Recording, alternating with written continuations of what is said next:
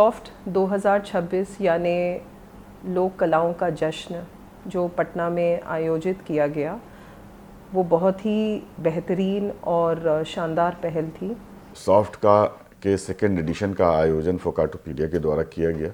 यह अपने आप में बिहार का जो कल्चरल सिनेरियो है उसके लिए गेम चेंजर की भूमिका अदा करेगा। मुझे बहुत अच्छा लगा कि पूरे भारत से जो फोक ट्रेडिशंस का जो अच्छा स्वरूप है वह एक जगह पर प्रदर्शित था। फोकाटोपीडिया उसके द्वारा जो आयोजित किया गया अभी जो एग्जीबिशन था पटना में, वो लोगों को, बिहार वासियों को एक साथ ही पूरे देश की लोक कला की जानकारी दे रहा था। ये बहुत प्रशंसनीय प्रयास है। लोक कला परंपराओं से समृद्ध बिहार और समस्त उत्तर भारत में लोक संस्कृति के बदलते प्रतिमानों को केंद्र में रख बिहार ललित कला अकादमी पटना में 16 अप्रैल को आगाज हुआ।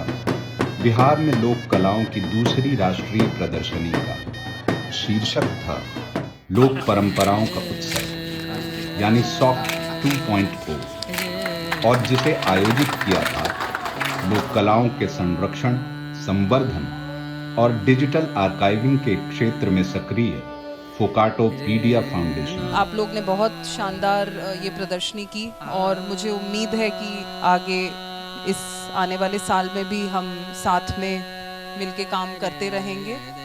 ये राह थोड़ा कठिन है लेकिन है बहुत अच्छा, और एक बार अगर आप बढ़ते चले गए तो इसमें फिर कोई रोक नहीं है। मैडम से भी बात हो रही थी कि इसको हम अंतर्राष्ट्रीय स्तर पर कैसे ले जाएं।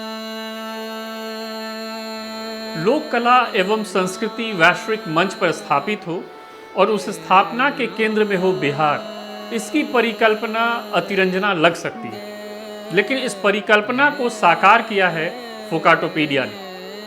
सॉफ्ट 2.0 फोकाटोपीडिया का बिहार में दूसरा राष्ट्रीय उत्सव था, जिसमें 11 राज्यों के 23 कला विधाओं में देश भर के 50 से ज़्यादा नामचीन कलाकारों ने अपनी कलाओं के जरिए उपस्थिति दर्ज कराई।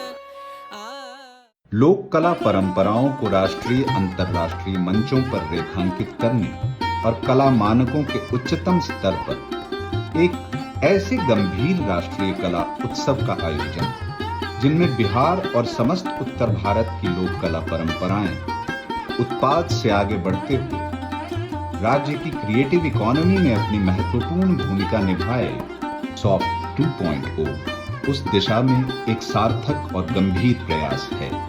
हम लोगों का जो भारत है, जो अपना देश है, कृषि प्रधान रहा है। यहाँ का जो विकास भी जो हुआ है, उसके विकास का जो अगर आप रास्ता और तरीका देखिएगा तो सॉफ्ट पावर वाला ही अल्टीमेटली होना चाहिए या होगा, जो मेरी कल्पना है। खासकर बिहार के जैसे राज्य को तो के लिए तो रास्ता ही यही है कि हमारा education, agriculture, tourism, art culture, heritage, इसी माध्यम से बिहार आगे बढ़ेगा। ये जो आयोजन हुए हैं सॉफ्ट और उसके पहले म्यूजियम बिनाले, उसके पहले बोधगया बिनाले, इन फोरम्स ने बिहार की कल्चरल इकोनॉमी को बूस्ट करने में काफ़ी मदद किया। बहुत देश हैं दुनिया में जिन्होंने क्रिएटिव इकोनॉमी में बहुत काम किया है। उन्होंने ना ही उसको सिर्फ एक कल्चरल डायमेंशन या एक पहलू के नज़रिए से देखा है, उसमें एक आर्थिक मूल भी देखा है, जिससे सीधा सीधा रोज़गार पे असर पड़ता है, लोगों को पहचान मिलती है, उनका मुकाम बड़ा होता है।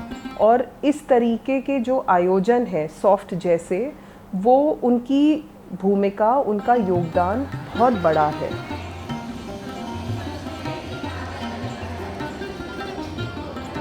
एक अखिल भारतीय प्रदर्शनी के रूप में आयोजित लोक परंपराओं का यह उत्सव महज एक और कला उत्सव नहीं है।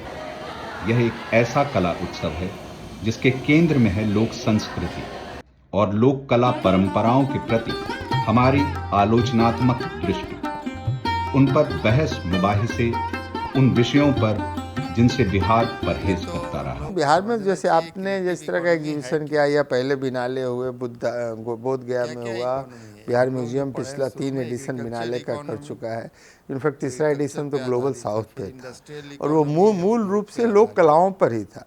इससे क्या होता है कि इससे तो कैनवास बहुत बड़ा होता है। बिहार के लोग, देश के लोग दुनिया में क्या हो रहा है वो जानते हैं और दुनिया के लोग बिहार में क्या हो रहा है इसको जानते हैं। इससे भी एक दूसरे में जो आदान प्रदान है, इससे बहुत फायदा होता है। रचनात्मक उद्यमिता, अवसर और चुनौतियां, रचनात्मक अर्थव्यवस्था, वैश्विक दृष्टि और बिहार, और शिल्प संस्कृति, शिक्षा व्यवस्था, शोध और आचरण जैसे गंभीर विषय हमारी चर्चाओं के केंद्र में थे। और उनसे उपजे विचारों ने बिहार के लोक कला सांस्कृतिक परिदृश्य में एक नया आयाम जोड़ा है।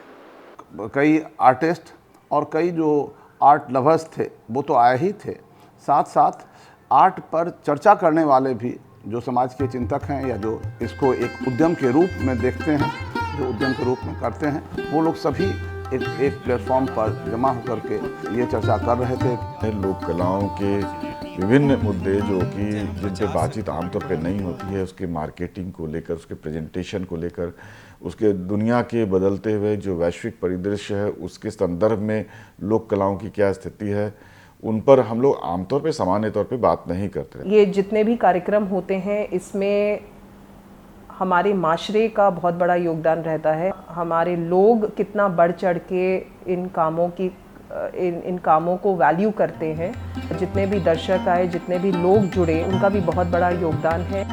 बिहार की राजधानी पटना में आयोजित लोक परंपराओं का यह उत्सव उत्पाद में परिणत होती लोक कलाओं के विपरीत उनकी कलात्मकता से साक्षात्कार की कोशिश है और राष्ट्रीय प्रदर्शनी के रूप में गंभीर हस्तक्षेप भी। एक ऐसा हस्तक्षेप जिसने न केवल राष्ट्रीय स्तर पर बल्कि अंतर्राष्ट्रीय स्तर पर कला समाज का ध्यान आकर्षित किया है। हमारा देश भारत लोक कलाओं के लिए बहुत प्रसिद्ध है और इतना बड़ा देश है कि सभी राज्यों की लोक कलाएं हैं, अपनी लोक कलाएं हैं और इनका जितना प्रसार हो और जिनकी जो समृद्ध परंपरा है उसके बारे में दुनिया जाने, देश जाने, इसके लिए जो प्रयास हो रहे हैं सराहनीय हैं। सॉफ्ट में देखें कि देश भर के सारे जो फोक आर्टिस्ट हैं उनका यहाँ जमावड़ा होता है पहली बार सॉफ्ट के जरिए। हमारी कोशिश रहेगी कि आगे भी हम इस तरह की पहल को, इस तरह के कामों को हम बढ़ावा दें और ना ही सिर्फ देश में पर वैश्विक मंच पे भी इसको ले जा सके। मैं इस पहल के लिए, इस पूरे आयोजन के लिए बधाई देना चाहती हूँ सुनील जी को और उनकी टीम को, जिन्होंने बहुत कड़ी मेहनत की और सफलता से इसका आयोजन किया।